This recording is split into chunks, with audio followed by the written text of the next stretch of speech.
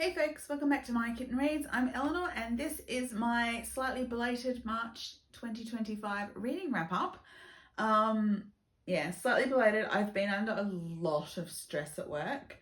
So I've not only retreated into comfort reading, I sort of stopped recording what I was reading. So I had to sit down this evening and actually go through and add things to Goodreads so that I knew where the hell I was.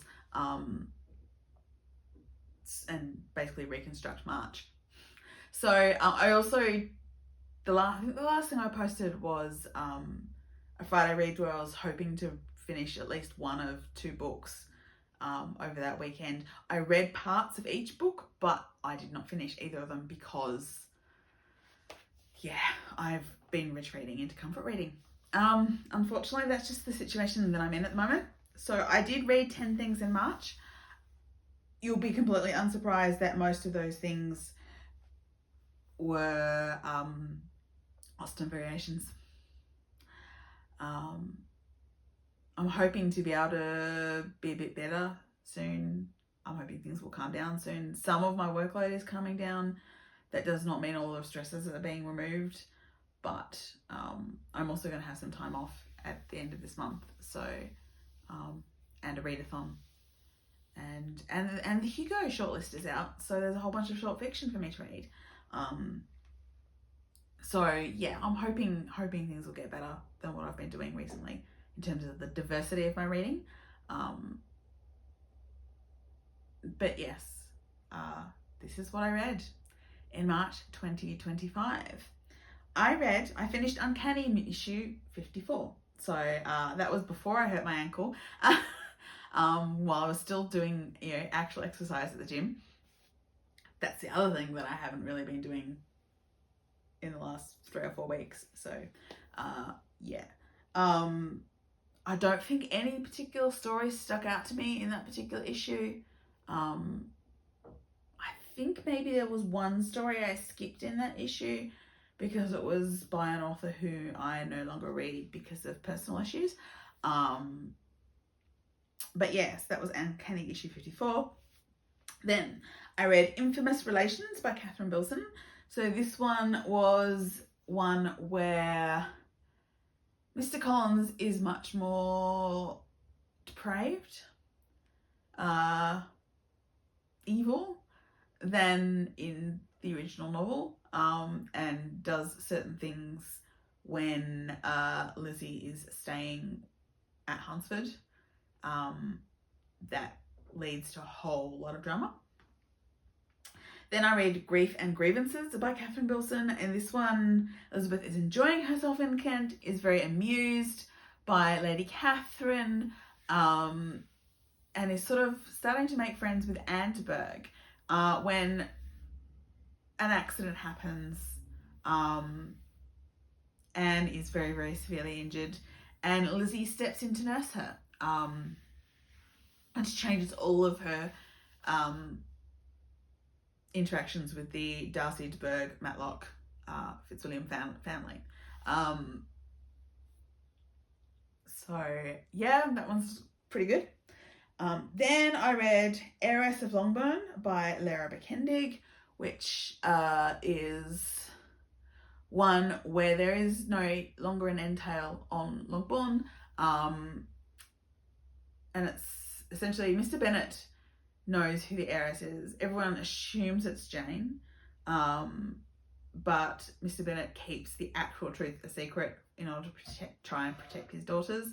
It's also one in which the Wickham is twin, and his younger brother is actually a clergyman in Kimpton, in Derbyshire, and turns up because he discovers in Meryton because he discovers what happened at Ramsgate and means to try and prevent his brother from doing further damage.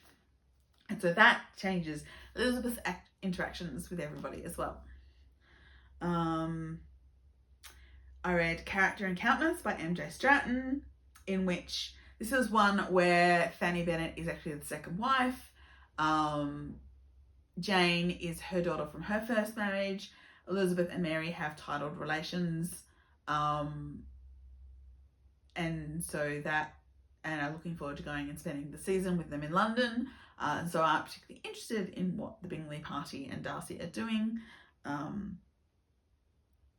Then Pride and Precipitance and Chivalry and Chauvinism, which are both by Caroline Cartier. And they are the first 2 books in a series about Pride, based on Pride and Prejudice, but moved forward in time to the Victorian era. There are 2 more books, I think, but they were of less interest to me because they're based around other Bennet sisters that I wasn't really following. But in this case, Lizzie is a wealthy widow, a society widow, a titled widow. She's also a highly intelligent, excellent businesswoman, very wealthy. And this changes her interactions. And Darcy has certain things he has to get used to the idea of if he wishes to marry Lizzie, because she's a very unconventional woman. And the second book is one where Georgiana is very ill at Pemberley. The newly married Darcys go to try and figure out what's wrong, and also Mary is starting to interact with the London season. This series also has a Jane who is not Lizzie's best friend. He's something of a cold fish and doesn't really want anything to do with Lizzie. She still marries Bingley, but possibly not the relationship he was expecting. I actually finished an audiobook for Embroidering Her Truth, Mary Queen of Scots and the Language of Power, by Claire Hunter.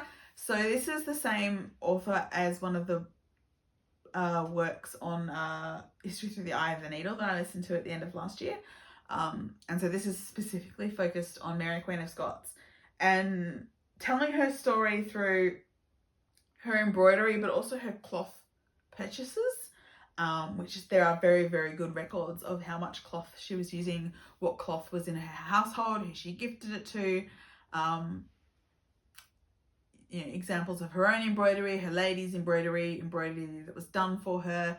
So it was sort of interesting, although honestly I wasn't really in the right headspace for it.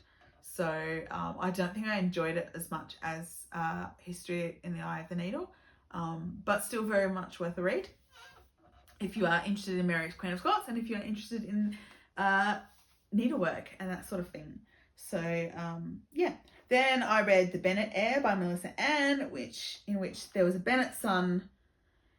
He and Lizzie are the children of first marriage, and by the time the story starts, essentially their father is dead. Their mother, Fanny Bennet, is a widow and does not get along with her stepson and her stepdaughter, and things actually deteriorate further when the Bennet heir, a new owner of Longbourn, marries Charlotte and therefore displaces Fanny Bennet as Mistress of Longbourn. And drama ensues, particularly when you then introduce Wickham and you then introduce Caroline Bingley to the whole situation. It gets very dramatic, that one. And then I finished out the month by rereading on audio The 13 Problems by Agatha Christie. So, this is my favourite Marple. It's a collection of 13 short stories, mostly set around dinner parties in which people are all telling their various mysteries, and Miss Marple gets them all correct, much to Sir Henry Clithering's astonished enjoyment. So yeah, I reread that as some comfort reading on audio while I've been stitching, because I've been doing a lot of stitching because it's soothing. But that is essentially the 4 things I read this month. It's not diverse at all. I think it's entirely white authors. None of them have queer, well,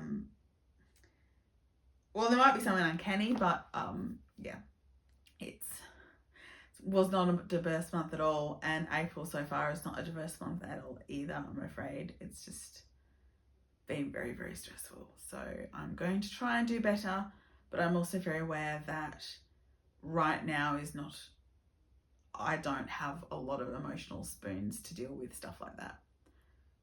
I mean, there's a brand new episode of Doctor Who out this weekend, and I have not actually watched it yet. I might have to do that tomorrow afternoon after work, because it's late and I've got a race coming up and I just don't have the spoons. It's frustrating. But that is what I've read this month, in March, sorry. I'm at least still, well, I was at that point, keeping up with my total reading for the year. I've probably dropped a bit behind that right now. But yes, that is my March reading wrap up.